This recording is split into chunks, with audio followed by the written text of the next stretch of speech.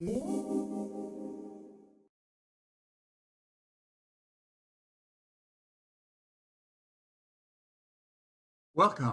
My name is Manfred Steger, and I'm delighted to talk to you about globalization in 5 minutes or less. What is the current state of globalization? Well, a good number of globalization experts argue that globalization has gone into reverse. They call it deglobalization. Deglobalization is a result of a variety of unsettling events. The increase of insecurity, volatility, and change over the last 2 decades. Think, for example, of the anti-World Trade Organization protests of the early 2000s, or 9/11 and the rise of transnational terrorism, or the global financial crisis of 2008 and the ensuing European sovereign debt crisis. Think of the great migration issues of the 2010s in Europe, with Syrian refugees streaming in. In Asia, the Rohingyas being displaced from Burma.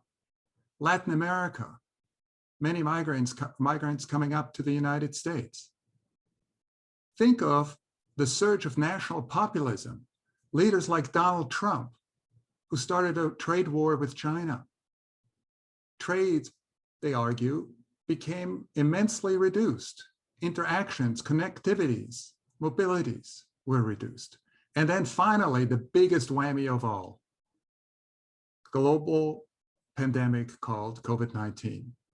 The current pandemic that they argue has interrupted globalization and there's no way out.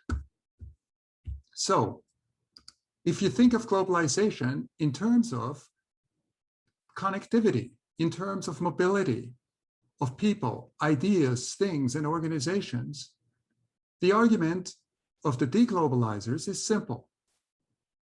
People are no longer moving the way they used to. In other words, transnational mobilities have become reduced. They also argue that tradable commodities are no longer traded at a volume that they used to. They also argue that international economic institutions like the World Trade Organization or the International Monetary Fund are no longer as powerful. Nation states have reinserted themselves. And that's why they call it deglobalization. But my argument is that it is not really correct. It's not really accurate to speak of deglobalization. Yes, it is true that people and things and organizations have stagnated. But guess what? Ideas, data, and information, especially in its digital form, have immensely increased.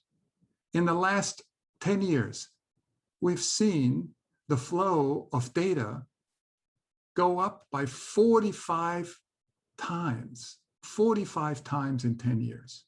In other words, the volume has tremendously increased. And this is especially true for the pandemic. Think of Zoom all of a sudden becoming the main instrument of communication.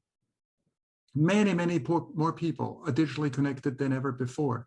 Many more things can be done digitally. The Internet of Things.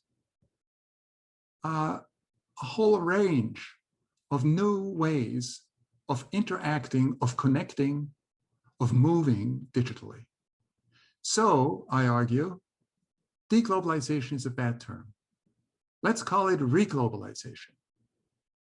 A shift from the movement and connectivity of people and objects to the mobility of data, of information, of ideas. A new phase of globalization is born.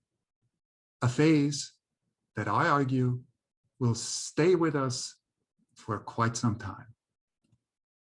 So, this is today's talk on globalization in 5 minutes or less. Thank you for viewing.